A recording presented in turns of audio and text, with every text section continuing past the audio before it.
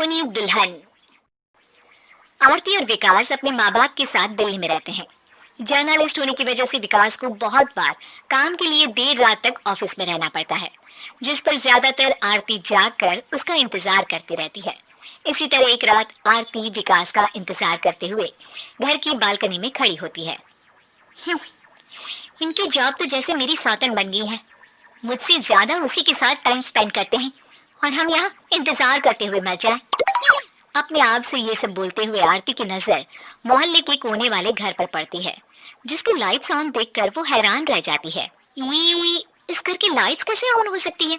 यहाँ तो सालों से कोई नहीं रहता। वो ये सोच ही रही होती है कि तभी उसे घर की खिड़की पर औरत की परछाई के साथ लाल चुन्नी दिखाई देती है, जिसे देख आरती डर से चिल्लाने लगती है। भूत! कोने वाले घर में भूत है!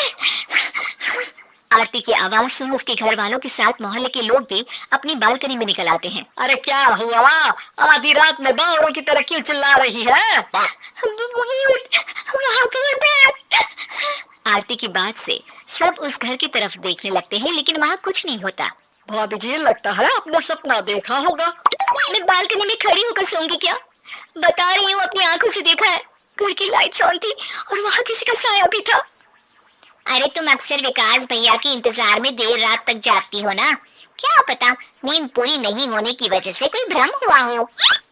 मोहल्ले के सब लोग और आरती के सास ससुर उसे समझा ही रहे होते हैं कि अचानक उसे घर से किसी औरत के गाने की आवाज सुनाई देती है।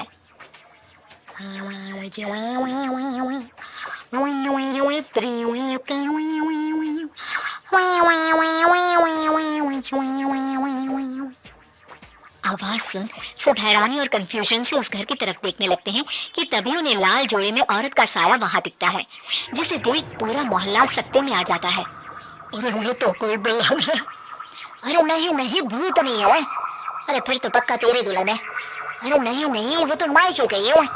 हद है, पहले इससे निपट ले, बाद में इस पर डिस्कशन कर लेना।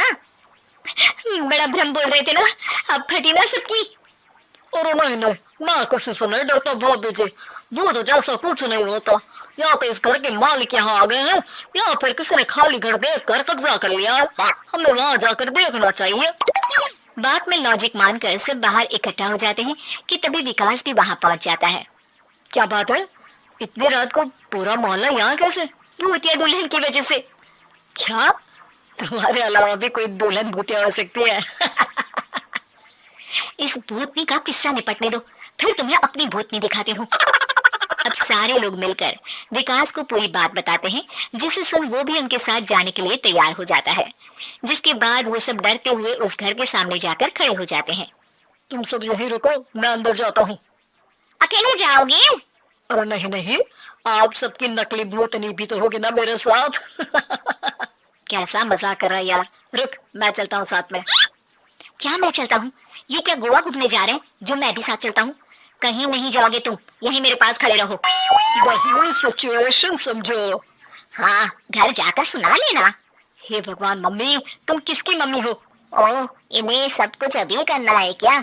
नहीं, यहाँ पंचायत बिठा देते हैं आपके परिवार के लिए। इस पर मामला शांत करके अब वो लोग इधर उधर से घर के अंदर झांकने की कोशिश करते हैं। उन्हें घर के अंदर लाल जोड़ा, सिंदूर और मंगलसूत्र के साथ चारों तरफ खून बिखरा हुआ दिखता है। इसे देखकर सबकी हवाइयां उड़ जाती है। भाई ये सब क्या है? अब तो मुझे भी डर लग रहा है।